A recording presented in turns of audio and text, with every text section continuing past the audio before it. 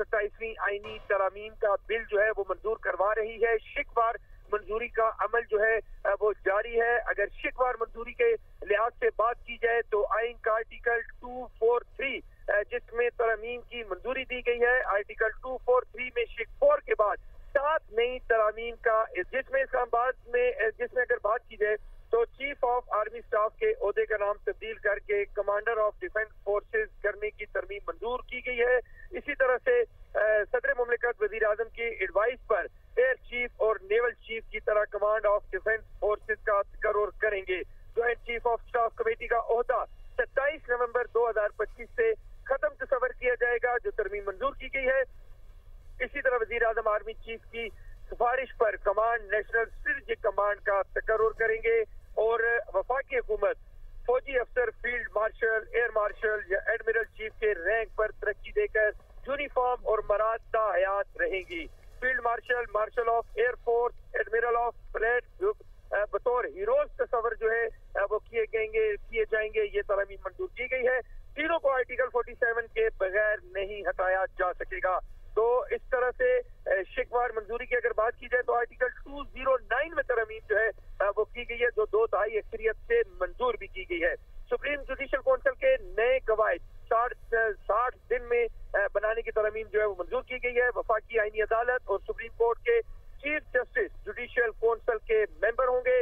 वफाकी आईनी अदालत और सुप्रीम कोर्ट के 2 सीनियर जजेस जुडिशल काउंसिल के मेंबर होंगे। वफाकी आईनी अदालत या सुप्रीम कोर्ट के किसी जज को चीफ जस्टिस सुप्रीम कोर्ट या चीफ जस्टिस आईनी अदालत मुश्तरका तौर पर 2 साल के लिए नामजद कर सकती है, जो तरमीम मंजूर की गई है।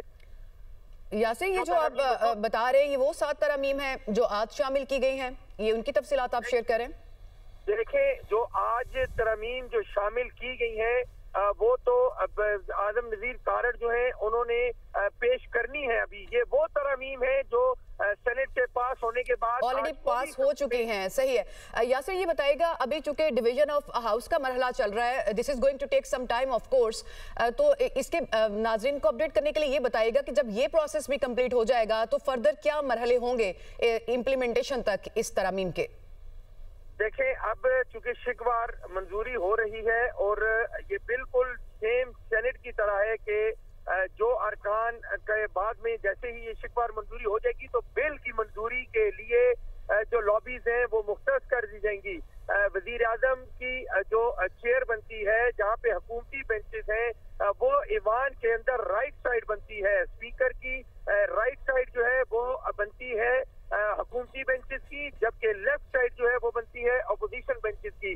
दोनों तरफ ये अनाउंस कर दिया जाएगा और साथ में दरवाजे जो है वो बंद कर दिए जाएंगे और दरवाजे बंद करने के बाद ना कोई अंदर दाखिल हो सकेगा ना कोई बाहर जा सकेगा। इसीलिए कहा जाता है कि फौरी तौर पर जब अगर मेहमान अंदर मौजूद ना हो तो घंटियां जो है वो ईवान की बजाने का मकसद जो है वो यही होता है कि तमाम अरकान जो कौमी असम्बली में इस वक्त मौजूद हैं वो फौरी तौर पर अंदर दाखिल हो सकें। वक्त दिया जाता है तकरीबन 5 से 10 मिनट का, लेकिन चूंकि तमाम अरकान कौमी असम्बली हुकूमती बेंचेस पर मौजूद हैं और आज ईवान उसी तरह से खचाखच हमें भरा हुआ दिखाई दे रहा है जैसे 26वीं आईनी तरमीम के दौरान हमने देखा कि बड़ी तादाद में जो हुकूमती बेंचेस पर अरकान थे वो मौजूद थे। तो अभी जैसे ही ये अभी शिकवार मंजूरी चल रही है, जब बिल की मंजूरी आएगी तो उसके ऊपर डिवाइड किया जाएगा और डिवाइड करने के बाद फिर तमाम मेंबरान जो है सही शिकवार मंजूरी अभी चल रही है, उसके बाद डिवीजन ऑफ हाउस होगा और इस तरह से ये मरहला मुकम्मल किया जाएगा। यासिर मलिक, आप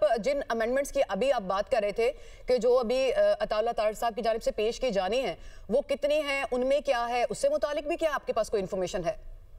देखें, एक तो आइन के आर्टिकल 6 के हवाले से जो आज जिसके ऊपर हमने देखा कि मशावरत जो है वो चलती रही, उसमें बुनियादी तौर पर बगावत से मुतल्लिक आइन का आर्टिकल 6 जो है उसको तरमीम में शामिल किए जाने का इम्कान था और इस हवाले से वजीर कानून आजम नजीर तारड़ ने कहा कि हम कुछ अमेंडमेंट करने जा रहे हैं और कुछ चीजों के कुछ नुक्ते ऐसे हैं जिनमें कुछ गलतियां हुई हैं उनको ठीक किया जाएगा। तो आइन के आर्टिकल 6 की सिक 2 में तरमीम की जाएगी और सुप्रीम कोर्ट के साथ वफाकी आईनी अदालत का नाम नाम जो है उसको भी शामिल किया जाएगा। आइन का आर्टिकल 6 बगावत से मुतल्लिक है। बगावत के किसी ऐसे अमल को जो झेली शिक 2 या 1 में मज़कूर हो, किसी अदालत बशमूल वफाकी आईनी अदालत, सुप्रीम कोर्ट और हाई कोर्ट की जानिब से तौसीक जो है उसको नहीं दी जाएगी। इसके साथ साथ अगर बात की जाए बगावत से मुतल्लिक आर्टिकल में तरमीम पर जो है वो गौर किया गया आज, और अब ये नई अमेंडमेंट्स हैं जो आज सामने नहीं लाई गई, जिनमें से एक ये है और एक चीफ जस्टिस ऑफ पाकिस्तान के हवाले से आदम नजीर तारड़ जो कि शुरू में ही बता चुके हैं कि एक अमेंडमेंट उनके हवाले से नई जो है वो ऐड की गई है। तो ये तमाम चीजें जो है ये इसके ऊपर डिस्कशन भी हमने देखा कि दिन भर होती रही। चेयरमैन पीपल्स पार्टी बिलावल भुट्टो जरदारी को जो आदम नजीर तारड़ है और जो अटॉर्नी जनरल है मंसूर उस्मान अवान, उनकी जानिब से बाकायदा ब्रीफिंग दी गई। सही, तो इसके पर डिस्कशन हुई, ब्रीफिंग हुई और अब ये भी तरामीम इसमें शामिल की जाएंगी और उसके बाद ऑफ कोर्स दोबारा से इसको सेनेट में पेश करना पड़ेगा क्योंकि उन तरामीम की मंजूरी भी जरूरी होगी। यासिर, अपोजिशन का क्या रोल रहा, क्योंकि सेनेट में जब हो रहा था ये सारा प्रोसेस तो कोई मौजूद ही नहीं था, वॉकआउट कर गए थे, नॉइजी वॉकआउट किया था उन्होंने। यहाँ आज क्या सूरत हाल रही सारा दिन? देखें, सेनेट में भी अपोजिशन ईवान के अंदर उस वक्त तक मौजूद थी जब तक वो अपना एहतजाज रिकॉर्ड न करवा सकी, जब तक उन्होंने अपना एहतजाज रिकॉर्ड करवाया।